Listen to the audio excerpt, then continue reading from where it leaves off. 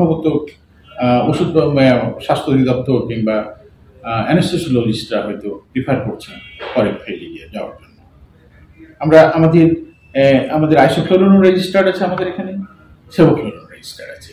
আইসোফ্লোরিনটা locally product হয়, সেভোফ্লোরিনটা import হয়।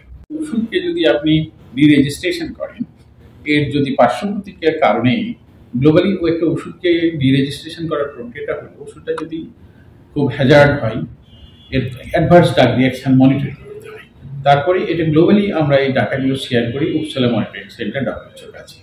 তারপর ওরা সবাই অন্যান্য দেশেও যদি এরকম সিগন্যাল জেনারেশন হয় যে এই প্রোডাক্টটা দিয়ে কার্ডিয়াক স্ট্রোক হচ্ছে ইত্যাদি বিভিন্ন ধরনের হ্যাজার্ড হচ্ছে, সেফটি ইস্যু, সেফটি প্রোফাইলের খুব প্রবলেম হচ্ছে, সেক্ষেত্রে তখন সিদ্ধান্ত গৃহীত হয় যে প্রোডাক্টটা রিস্টক করা।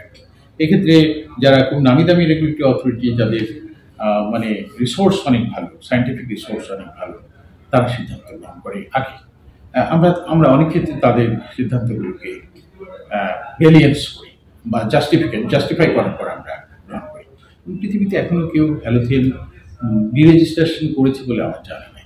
হসপিটালে যে হ্যালোথেনটা ব্যবহার হয়েছে, এই হ্যালোথেনটা সংগৃহীত হয়েছিল কোথা থেকে, এটা কি আসলেই হ্যালোথেন থেকে হয়েছে কিনা বা কোন আইটেম থেকে হয়েছে, আমি এটা জানি না। যেহেতু আমি এই ব্যাপারে আমার কমেন্ট পাস করাটা যথাযথ নয়। আমি শুধুমাত্র বলেছি যে মলিকুলটা যেহেতু মানে ডিরেজিস্ট্রেশন হয়নি, এখন একটা মলিকুল পুরাতন মলিকুল, এটা আইসোফ্লোরিন লেটেস্ট মলিকুল, তারপরে সেভোফ্লোরিন, সুতরাং যেহেতু স্কোপ আছে সুইচ ওভারের, সুতরাং যার জন্য সোসাইটি অফ অ্যানেস্থেসিওলজিস্টরাই তাদের মেম্বারদের উৎসাহিত করবে যে ওষুধটা যেটার বেটার ওষুধ, যদি তাদের বেটার অভিজ্ঞতাটা তারা তাদের সোসাইটির সেমিনার সিম্পোজিয়ামে অভিজ্ঞতা শেয়ার করে।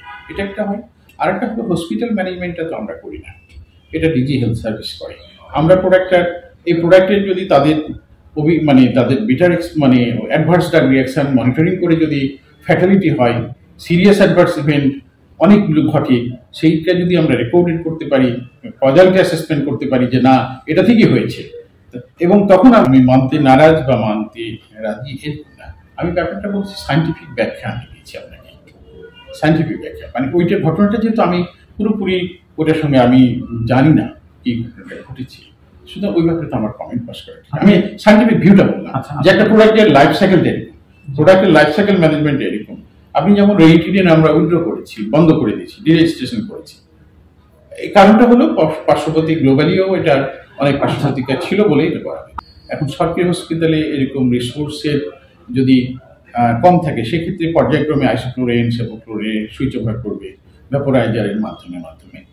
তো এখন এই ব্যাপারটা আসলে আমার কমেন্ট পাস করাটা ঠিক হবে না, যেহেতু হসপিটাল ম্যানেজমেন্টটা ওষুধ পড়াশোনার অভিজ্ঞতা, আমার অভিজ্ঞতা অনেক কম। মানে ইনফরমেশনটা সম্পূর্ণ আপনার ঠিক না, ইনফরমেশনটাতে গ্যাপ আছে। আমি বলি আপনাকে, এশিয়া আমাদের কাছে দেবে কেন? এশিয়া ইজ যে ফার্মাসিউটিক্যাল কোম্পানি, তাদের প্রোডাক্ট বাজারে তারা দেয়, তারা প্রোডাক্ট ক্লিনিকে বিক্রি করে, উই রেজিস্টার দেয়ার প্রোডাক্ট। আপনি ট্রাই টু আন্ডারস্ট্যান্ড প্রক্রিয়াটা হলো হসপিটাল তার প্রকিউর করে। হসপিটালের যদি গভর্নমেন্টের হসপিটাল যদি যেহেতু হ্যালোথেন বা আইসোফ্লোরিন সেভোফ্লোরিন হসপিটাল কর্তৃপক্ষ সিএমএসডির মাধ্যমে অথবা ইন্ডিভিজুয়াল হসপিটাল কর্তৃপক্ষ এটা প্রকিউর করে তাদের এসব যে প্রোডাক্টটা রেজিস্টার্ড আছে তারা সেটা প্রকিউর করে।